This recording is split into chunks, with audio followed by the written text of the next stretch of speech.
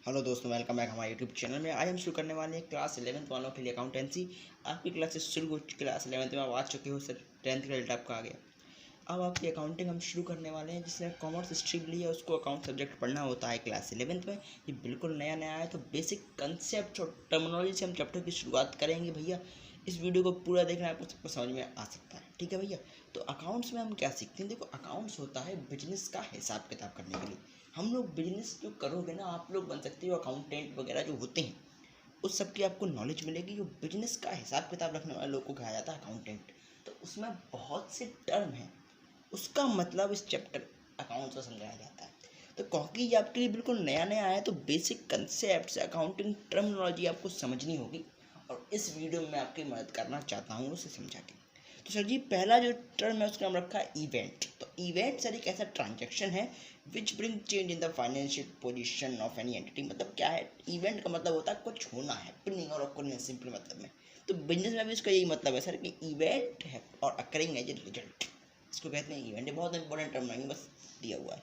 दूसरा है ट्रांजैक्शन, का मतलब होता है लेन देन, व्यापार का लेन देन, लेना देना चलता है व्यापार में। रुपया आता, माल गया, रुपये गया, तो उसको लेन देन को यानी मनी रिलेटेड इवेंट उसको कहते हैं सर ट्रांजैक्शन। तो व्यापार में पैसे का लेन देन चलता है, उसको हम ट्रांजेक्शन कहते हैं। आइए सर आ जाते हैं। तीसरा जो आपको टर्म है वो है वाउचर। वाउचर का मतलब होता है दोस्त रेफर टू ए प्रूफ। एक प्रूफ हो गया ट्रांजैक्शन टेक प्लेस का। वाउचर जैसे बिल हो गया, रसीद हो गई, रसीद काटती हैं, इसका मतलब ये सबूत है भैया कि ये काम हुआ है। अब सर इंपॉर्टेंट शुरू हो गया। अब जो अभी आपको पूरे साल भर काम आएगा, 11th में भी काम आएगा, 12th में भी काम आएगा, BCom MCom जो करोगे भैया उसमें काम आएगा। तो जो इस टर्म का नाम है ट्रेड रिसीविंग, ट्रेड डेटर्स। अब देखो डेटर्स क्या होते हैं, देखो हम जब व्यापार करते हैं तो हम अपने सर्विसेज देते हैं या प्रोडक्ट देते हैं, या तो माल देते हैं या कुछ सुविधाएं देते हैं। तो कुछ लोग जो हमसे उधार में ले जाते हैं, तो उनका हम एक अकाउंटिंग करते हैं कि बंदा उधार में ले गया। हाँ जी, जो डेटर्स होते हैं, जो हमसे सामान बंदा उधार में ले जाता है, उसको कहते हैं डेटर्स। डेट का मतलब तो आप जानते हैं, डेट्स का मतलब होता है कर्ज। तो ये जो अपने माल उधार पे हम किसी को दे देते हैं, तो उसके बारे पूरा हिसाब लगते हैं। तो जिस बंदे को हमने उधार में सामान देना है उसका हम रिकॉर्ड कर लेते हैं, उसको कहते हैं डेटर्स। अब आ गया क्रेडिटर्स। अब ये इसका बिल्कुल उल्टा है। हम लोग जिससे सामान उधार में लेते हैं यानी क्रेडिट ट्रांजैक्शन। किसी से हम सर साहब उधार में 10,000 का सामान दे दो, हम परसों भिजवा देंगे पैसा, यानी उधार में लिया, तो उसको हम मानेंगे क्रेडिटर्स। समझ गए, डेटर्स जिसको हम सामान उधार में दें, और क्रेडिटर जिनसे हम सामान उधार में लें। बहुत सिंपल है भाई, ठीक है, समझ गए। आगे आ जाते हैं। परचेज क्या होता है, purchase of goods, simple definition. मतलब हम किसी भी चीज़ की परचेज करते हैं, और ये परचेज हमेशा नेट परचेज होनी चाहिए। मतलब इस परचेज में हमें हमेशा परचेज रिटर्न माइनस करना होगा। अब परचेज रिटर्न क्या होता है, जो हमने सामान खरीदा वो वापस कर दिया, या उसकी क्वालिटी में दिक्कत थी, या कुछ और दिक्कतें थी, क्वालिटी ख़राब थी, या सामान पूरा नहीं था, या कुछ दिक्कतें थी, हमने वापस कर दिया। तो नेट परचेज क्या होगी, परचेज में से हम सारी परचेज रिटर्न को माइनस कर देंगे। सब समझाऊंगा मैं आगे की वीडियो में। अब आ गई सेल्स। सेल्स का मतलब क्या है कि जो हमने माल बेच दिया, जो माल बेचना, सेल्स मतलब माल को बेचना, बहुत सिंपल समझते हो। अब सर दो इंपॉर्टेंट टर्म जो बहुत बहुत इंपॉर्टेंट है, और इस वीडियो को इसी टर्म समझाने के बाद खत्म कर देंगे। Asset liability. एसेट लाइबिलिटी ये आपको बहुत बार सुनने को मिला होगा, अब सर सुनने को आपको बहुत बार मिलेगा, आगे आगे ऐसे बढ़ोगे। तो एसेट का मतलब क्या है और लाइबिलिटी का मतलब क्या है, ये बहुत से लोग को समझाते रहते होंगे, बेटा एसेट करो, लाइबिलिटी क्या है सर, क्या है। अब देखो, जो एसेट की डेफिनेशन में दो पॉइंट ऑफ व्यू से बताऊंगा आपको। एक एसेट बताऊंगा, इकोनॉमिक्स में इसकी डेफिनेशन अलग है, अकाउंट्स में डेफिनेशन अलग है। क्योंकि अकाउंट्स में हम हिसाब किताब पर फोकस करेंगे, बिजनेस का हिसाब किताब है। इकोनॉमिक्स है कि अर्थव्यवस्था के बारे में, और जो कॉमर्स या बिजनेस स्टडीज है वो आपकी बिजनेस की जीके के बारे में। तो अकाउंट सबसे तगड़ा सब्जेक्ट है, और सबसे लेंदी भी लगता है। तो भैया एसेट्स का मतलब होता है वैल्यूएबल रिसोर्सेज। इकोनॉमिक्स की बहुत काम की चीज़ हो, इसकी बहुत कीमत हो, उसको आप एसेट कह सकते हो। और अगर अकाउंट्स की बात करें तो हम उसको एसेट बोल सकते हैं जो हमें फ्यूचर में प्रॉफिट दे, या हमें प्रॉफिट लेने में मदद करे। समझ में आ गया भैया। एसेट्स हम अकाउंट में किसको कहते हैं, जो हमें प्रॉफिट दे और फ्यूचर में प्रॉफिट लेने में मदद कर दे। अब एसेट्स बड़े प्रकार प्रकार के हैं। तो देखो भैया, प्रकार प्रकार के एसेट्स हैं। इंपॉर्टेंट है फिक्स्ड एसेट्स, करेंट एसेट्स और ये एसेट बहुत इंपॉर्टेंट है, इतना मैं समझाऊंगा आपको, बाकी आपकी इच्छा है पढ़ो ना पढ़ो। अब देखो जी, फिक्स्ड एसेट्स क्या होते हैं, करंट एसेट्स क्या होते हैं। फिक्स्ड एसेट मतलब फिक्स चीज, फिक्स हो गई, शब्द से आप मतलब निकाल सकते हो अकाउंट्स में। फिक्स हो गई मतलब वो चीज़ हमने जो खरीदी है बेचने के लिए नहीं खरीदी, वो चीज़ हमने खरीदी वो फिक्स हो गई, यानी कोई मशीन हो गई। मान लीजिए कोई एक, हम मान लेते हैं फैक्ट्री, आप एक मशीन लगा दी, अब वो फिक्स्ड एसेट हो गया।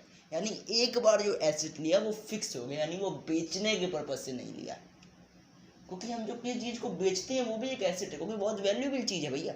लेकिन जो एसेट फिक्स हो जाए मतलब जिसे हम बेचते नहीं, उसको फिक्स एसेट कहते हैं। अब इसके अंदर दो क्लासिफिकेशन है भैया, टेंजिबल और इनटेंजिबल। तो टेंजिबल का मतलब इसे हम छू सकते हैं, देख सकते हैं, जैसे मशीन हो गया, मशीनरी लगा दी हमने, एक एसेट है। गाड़ी हो गई, लैंड हो गई, बिल्डिंग, ये टेंजिबल एसेट है, एक बार लेंगे, फिक्स्ड है और बेचते नहीं है इसको। बेचने का एक अलग प्रोसेस है, कब बेचते हैं, बट बेचने के पर्पज से नहीं लिया है, सब समझो, बेचने के पर्पज से नहीं लिया। बेचते तो हर एक चीज़ है, बट बेचने के पर्पज से नहीं लेते, बिजनेस करने के पर्पज से लेते हैं। और इंटेंजिबल होता है जो हम देख नहीं सकते, जैसे गुडविल।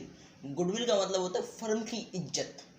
ये जो इज्जत होती है ना, किसी दुकान की इज्जत है, इसकी दुकान का नाम है, वहाँ आदमी ज़्यादा जाता है, तो ये एक एसेट ही, तो इसकी नाम की वजह से आप पैसा कमा रहे हो, तो ये भी एक एसेट है, बट दिखता नहीं है, सीधे इंटेंजिबल का गया। सबसे अच्छा एग्जाम्पल है इसका गुडविल।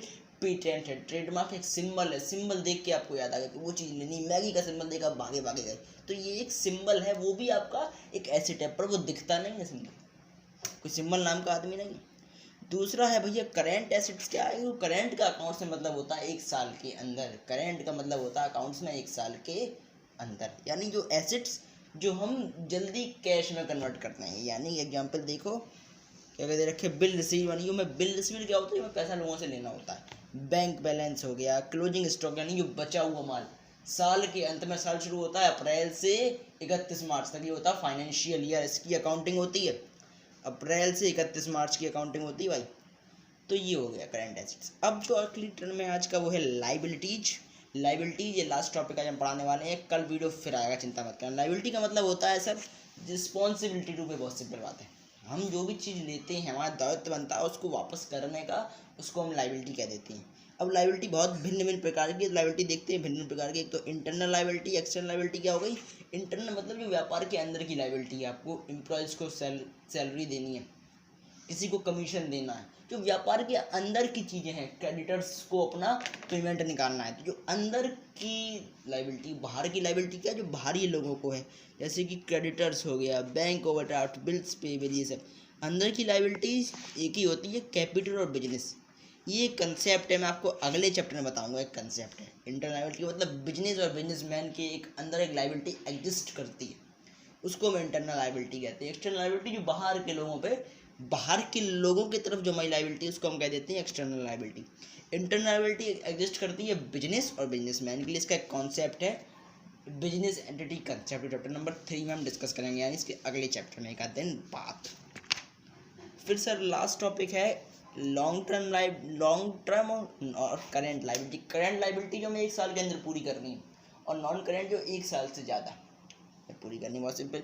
और कॉन्टीजेंट लाइबिलिटी क्या होती है, ऐसी लाइबिलिटी जैसे फ्यूचर ऑब्लिगेशन, मतलब दावत आर दोस्त टाइप ऑफ लाइबिलिटी और enterprises in which obligation to paper depend on happening of future event. इस तरह की लाइबिलिटी जो होएंगी या नहीं होगी वो फ्यूचर पर डिपेंड करता है। ऐसे कोई लीगल केस हो गया, अब अगर केस होगा तब रुपया देना पड़ेगा, वकील को भरना नहीं दोगे तो ऐसी लाइबिलिटी कॉन्टीजेंट लाइबिलिटी होती है।